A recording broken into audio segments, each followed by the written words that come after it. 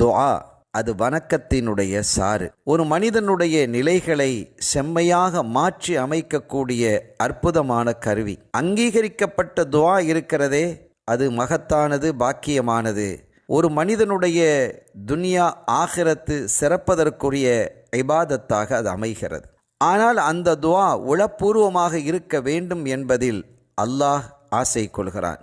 சையதுனா மூசா அலைஹிஸ்ஸலாம் அவர்கள் ஒரு முறை ஒரு மனிதனை கடந்து செல்கிறார்கள். அந்த மனிதனோ பிரார்த்தித்து கொண்டிருக்கிறான். அல்லாஹுவிடத்திலே கெஞ்சி கதறி கேட்டு கொண்டிருக்கிறான். இதை பார்த்த மூசா அலைஹிஸ்ஸலாம் அவர்கள் சொன்னார்கள், லவ் கானத் ஹாஜதுஹு பியதி லகதைதுஹா. அவனுடைய தேவை என் கையிலே இருக்குமேயானால், அவனுடைய அந்த தேவையை என்னால் பூர்த்தி செய்து வைக்க முடியுமையானால் நான் அதை செய்திருப்பேன்.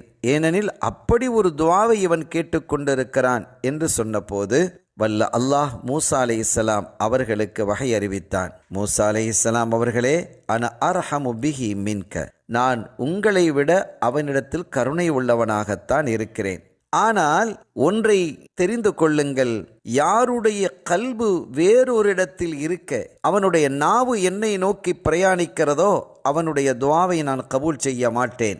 இவனுடைய நாவு என்னிடத்திலே கேட்டுக்கொண்டிருக்கிறது, இவனுடைய கல்போ அவனுடைய ஆட்டு மந்தையிலே இருக்கிறது. ஓனாய் சாப்பிட்டு விடுமோ, அது பாதுகாப்பாக இருக்குமா என்றெல்லாம் அவன் நினைத்து கொண்டிருக்கிறான் என்று சொன்னபோது செய்தனா மூசா அலைஹிஸ்ஸலாம் அவர்கள் இந்த மனிதரை அன்பித்து, என்னப்பா நீ இறைவனிடத்திலே பிரார்த்தித்து கொண்டு வேறு எதையோ சிந்தித்து கொண்டிருக்கிறாயாமே, உன்னுடைய ஆட்டை நினைத்து கொண்டிருக்கிறாயாமே என்று சொன்ன பொழுது அவன் திகைத்து போனான். ஆமாம், உண்மைதான் என்று சொல்லி அதற்கு பிறகு அவன் தன்னுடைய மனதை மாற்றிக்கொண்டு ஃபதவஜ்ஜஹ இலல்லாஹி பிகல்பிஹி, அவன் முழுமையாக அவனுடைய இதயத்தை அல்லாஹ்வின் பால் திருப்பி பிரார்த்தித்தான். ஃபக்குதியத் ஹாஜத்துஹு, அவனுடைய தேவை நிவர்த்தியானது, பூர்த்தி செய்யப்பட்டது என்ற ஒரு ஹதீதை பார்க்க முடிகிறது. எனவே இறைவனிடத்தில் பிரார்த்திப்பது நம்முடைய நாவாக இருந்தாலும் நம்முடைய கல்பும் அதோடு ஒன்றி இருக்க வேண்டும். அதுதான் பிரார்த்தனைகள் அங்கீகாரமாகுவதற்கு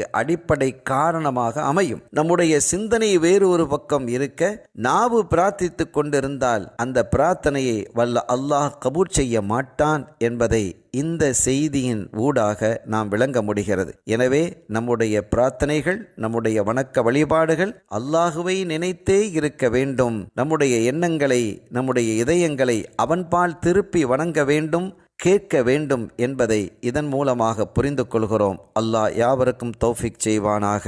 வஸ்ஸலாமு அலைக்கும் வரஹ்மத்துல்லாஹி